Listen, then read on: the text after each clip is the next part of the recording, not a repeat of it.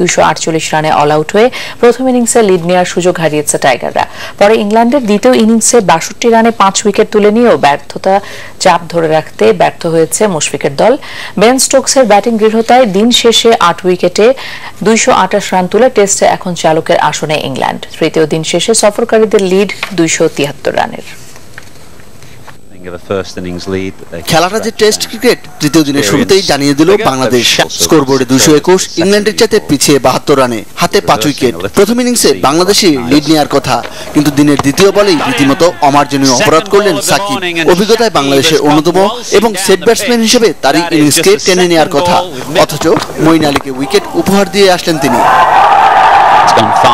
পরের ব্যাটসম্যানরাও ছিলেন দ্রুত আউট হওয়ার নেশায়। তৃতীয় দিনের শুরুতেই 27 রানে পড়ল বাংলাদেশের শেষ 5 উইকেট। বল হাতে অভিষেকে আলো ছড়ালেও ব্যাট হাতে ব্যর্থ মিরাজ।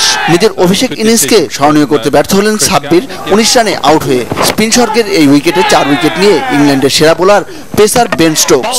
লিড নেওয়ার বদলে ইংল্যান্ডের হাতে উল্টো 45 রানের লিড তুলে দিল টাইগাররা। যদিও বোলাররা হাল ছাড়লেন না। লাঞ্চের বিরতির আগেই 28 রানে পড়ল ইংল্যান্ডের 3 উইকেট।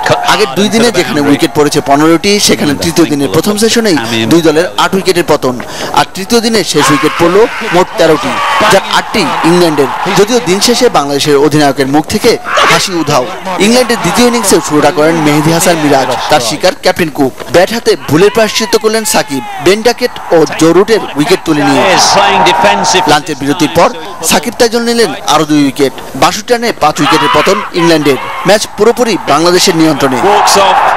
কিন্তু বেন স্টোকস ও জনি বিয়ারস্টো আবারও মনে করিয়ে দিলেন এটি টেস্ট ম্যাচ। দুপুরের রোদে উইকেটও অনেকটাই ব্যাটিং সহায়ক।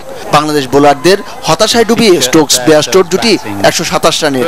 বাংলাদেশের জন্য টেস্টটা কঠিন করে তুলে স্টোকস ফিরলেন 85 রানে আর বিয়ারস্টো 47 করে। শেষ বিকেলে টেস্টে নিজের প্রথম উইকেট পেলেন কামরুল ইসলাম রাব্বি। পরপর 2 উইকেট নিয়ে সাকিব পেলেন টেস্টের এক ইনিংসে 15তম বার 5 উইকেট নেওয়ার স্বাদ। তারপরও তৃতীয় দিন শেষে এগিয়ে ইংল্যান্ড। এরই মধ্যে প্রায় 350 রানের বোঝা টাইগারদের মাথার উপর। Monir Hossain Khan, Bangla vision sports desk. Chattogram টেস্টে এখনো ভালো করার সুযোগ আছে বাংলাদেশের, মনে করছেন টাইগারদের pace bowling coach Courtney Waals.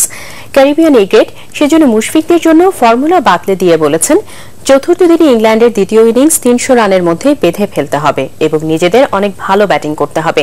অন্যদিকে বাংলাদেশের জন্য এই টেস্টকে কঠিন করে তোলা ইংলিশ অলরাউন্ডার বেন স্টোকস বলেছেন 320+ রানের টার্গেট ছুড়ে দিতে চান তারা, তাহলে এই টেস্ট জয়ের সুযোগ তৈরি হবে ইংল্যান্ডের জন্য। বাংলাদেশের জন্য এই টেস্ট ভালো করা এখনো সম্ভব। সেজন্য চতুর্থ দিনে ইংল্যান্ডকে 300-র মধ্যে বেঁধে ফেলতে হবে। প্রথম ইনিংসে যে ভুলগুলো হয়েছে সেখান থেকে শিক্ষা নিয়ে এরপর ভালো ব্যাটিং করতে হবে। বোলিংও খুব খারাপ হয়নি বাংলাদেশের, তবে ইংল্যান্ডের একটা জুটি ভালো করেছে। এমনটা ক্রিকেটে হতেই পারে। এখনো সুযোগ আছে, রেজাল্টের দিকেই যাচ্ছে এই টেস্ট। এই উইকেটে ব্যাটিং করা খুব কঠিন। বাংলাদেশকে 320-30 রানের টার্গেট দিতে চাই। উইকেটে ব্রড ও ওকস আছে, দুজনই ব্যাটিং ভালো করেন। একটা ভালো টার্গেট দিতে পারলে এই টেস্টে জয়ের সম্ভাবনা সৃষ্টি হবে। কন্ডিশন খুবই স্পিন সহায়ক। আমাদের দুজন ভালো স্পিনার আছে, আশা করছি ইতিবাচক রেজাল্ট নিয়ে মাঠ ছাড়তে পারবো। ইংলিশ প্রিমিয়ার লিগে আবারও পয়েন্ট হারিয়েছে